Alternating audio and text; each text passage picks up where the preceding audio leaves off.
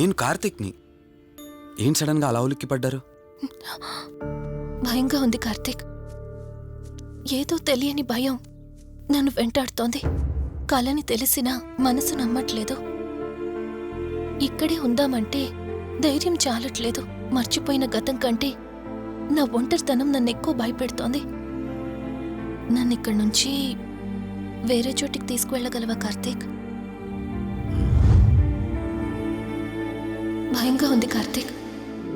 మర్చిపోయిన గతం కంటే నా ఒంటరితనం నన్ను ఎక్కువ భయపెడుతోంది. నన్నిక్కడి నుంచి వేరే చోటికి తీసుకువెళ్ళగలవా కార్తీక్? రేయ్, నీకేమైనా పిచ్చా? ఆ అమ్మాయిని ఇంటికి తీసుకెళ్తానంటేవేంటి? ఆ అమ్మాయి ఎక్కడి నుంచి వచ్చిందో ఎవరో కూడా తెలీదు. రేయ్, తను ఎవరు ఏంటని కాదురా. నువ్వైతే డాక్టర్గా తనని ట్రీట్ చేసి డిశ్చార్జ్ చేస్తావు. ఆ తర్వాత తను ఎక్కడికి వెళ్తుంది? ఇప్పటికే పేపర్లో యాడ్ ఇచ్చి చాలా రోజులవుతోంది. వాళ్ళ బంధువులంటూ ఇప్పటికొచ్చి ఒక్కరు రాలేదు. నువ్వు కూడా బంధువు కాదు కదరా. అనవసరంగా రిస్క్ తీసుకోకు. చూడు, నేను సిఐతో మాట్లాడతాను. రేపే అమ్మాయిని స్వచ్ఛంద సంస్థలోనే జాయిన్ చేస్తారు. ఆ తర్వాత ఏం చేయాలన్నది కూడా వాళ్ళే ఆలోచిస్తారు. ఇందాక నువ్వు అడిగావే బంధువా అని. హెల్ప్ చేయడానికి ఎటువంటి బంధం అవసరం లేదురా. ఆ రోజు ఆ అమ్మాయి నా చేయి పట్టుకున్నప్పుడు కొన్ని వందల ప్రశ్నలు పుట్టేరా. కానీ ఎప్పుడైతే ఆ అమ్మాయి కళ్ళలోకి చూశానో ఆ ప్రశ్నలన్నీ మాయమైపోయాయి. ఇలాంటి పరిస్థితుల్లో అమ్మాయిని ఒంటరిగా వదిలేసి చేతులు దులుపుకోవటం నాకు ఇష్టం లేదురా. రే, ఫ్రెండ్గా చేయగలిగితే నాకు హెల్ప్ చేయి. ఆ సీఏతో మాట్లాడి ఎటువంటి ప్రాబ్లం రాకుండా చూసుకో.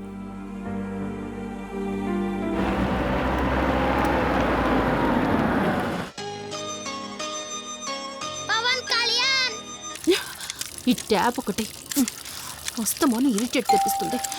వస్తున్నాను. వస్తున్నానబ్బా. అమ్మయ్యా, వచ్చావా కార్తీక్? నువ్వు ఫోన్ చేసినప్పటి నుంచి ఆ ట్యాప్ కారుతూనే ఉంది. అది అలా కారుతూ ఉంటే సింక్ లో పడుతున్నట్టు లేదు, నా నెత్తి మీద పడుతున్నట్టుంది. దాన్ని త్వరగా బాగు చేయించు కార్తీక్.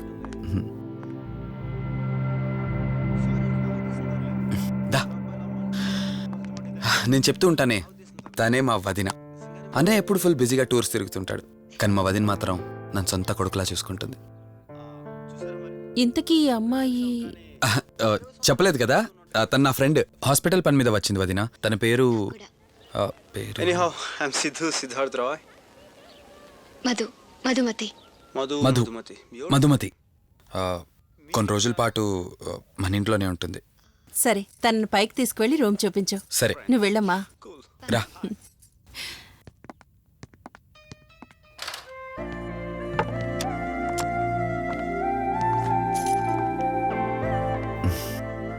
ఇదే నీ గది. ఎదురుకుండా ఉందే, అది నా బెడ్రూమ్. నీకు ఎటువంటి అవసరం వచ్చినా నన్ను అడగచ్చు. నీకు ఎటువంటి ఇబ్బంది ఉండదు. నాకు భయంగా ఉందని ఒక్క మాట చెప్పగానే ఏమీ ఆలోచించకుండా ఇంటికి తీసుకొచ్చారు. నా గురించి ఏమీ తెలియకుండానే ఇంతెందుకు చేస్తున్నారు? నాకు తెలిసిందల్లా ఒకటే, నేను చేస్తున్న పని నాకు కరెక్ట్ అనిపించింది, అందుకే చేస్తున్నాను. నేను కళ్ళు తెరిచిన తర్వాత చూసిన ప్రతి ఒక్కరూ మంచిగానే కనిపిస్తున్నారు. కానీ కార్తీక్ని చూసినప్పుడల్లా ఎన్నో సంవత్సరాల నుండి మా మధ్య అనుబంధం ఉన్నట్లు అనిపిస్తోంది. తన మాటలు వింటుంటే నాలో ఏదో తెలియని చిన్న ఆనందం కలుగుతోంది.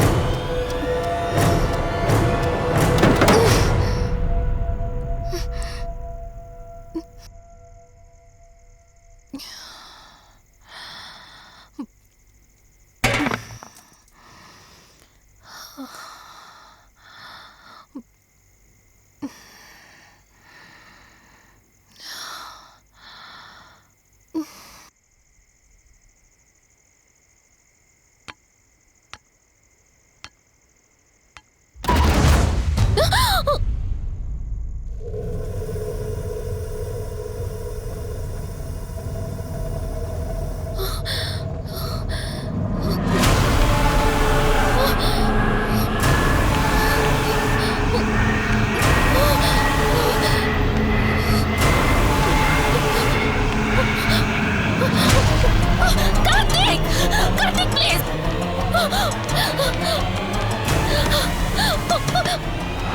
కార్తీక్!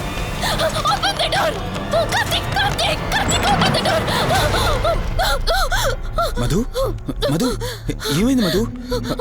అటు చూడు! మధు ఏమైంది మధు? అటు రిలాక్స్. చూడు! చూశాను, అక్కడేం లేదు. సరిగ్గా కావాలంటే చూడు! నువ్వు చూడు. మళ్ళీ చూడు! మధు నేను చూశాను, కావాలంటే నువ్వు చూడు. మధు చూడు మధు, ప్లీజ్, అక్కడేం లేదు. ఒకసారి చూడు. చెప్పాను అక్కడేం లేదని. నువ్వెందుకు కంగారు పడుతున్నావు? అయినా అసలు ఈ టైంలో బయటికి ఎవరు వెళ్ళమన్నారు? అది బయట ఏదో తలుపు కొట్టిన శబ్దం వినిపిస్తే. మధు, సరే నీకేదో శబ్దం వినిపించింది, అయినా నీకేదో డౌట్ ఉంటే నన్ను పిలిచుండాల్సింది. అసలు ఒక్కదానిపై బయటికి ఎందుకు వెళ్ళావు? సర్లే, ఇక్కడ నుంచి ఏమైనా ప్రాబ్లం ఉంటే నాతో చెప్పు, సరేనా? Cool, everything will be all right. పద వెళ్దాం.